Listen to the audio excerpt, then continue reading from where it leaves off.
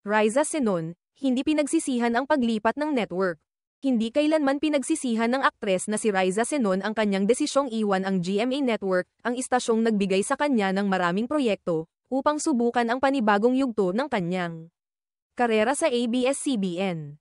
Sa kabila ng tagumpay ng kanyang teleseryeng, Ika-6 na Utos, kung saan nakasama niya sina Sunshine Dizon at Gabby Concepcion, pinili pa rin ni Riza na tumawid sa kabilang bakod. Dala ng mga personal at propesyonal na konsiderasyon.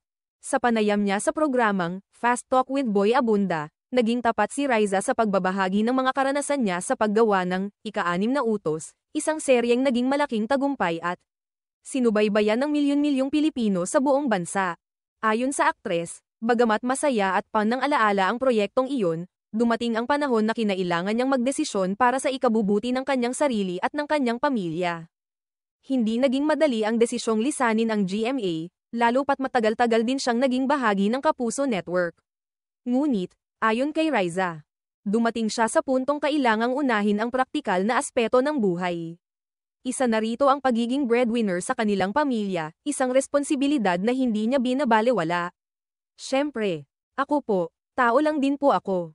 May pangangailangan din po ako. Breadwinner din po ako so kailangan ko rin pong kumita.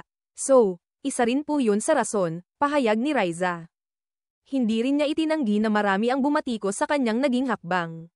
Marami raw ang hindi natuwa sa kanyang pag-alis sa GMA lalo pat hindi naman siya nawawalan ng trabaho sa nasabing istasyon.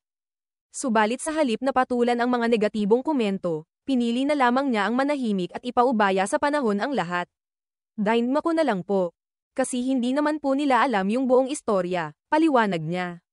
Para kay Riza, ang kanyang paglipat ay bahagi ng personal growth at pagsubok sa bagong oportunidad. Hindi man sigurado ang lahat ng mangyayari, naniniwala siyang bawat hakbang ay may kaakibat na leksyon at panibagong simula. Ayon pa sa kanya, hindi siya natakot sa pagbabago dahil alam niyang bahagi ito ng kanyang pag-unlad bilang artista at bilang tao. Ngayon, masaya si Riza sa mga proyektong natanggap niya bilang isang kapamilya.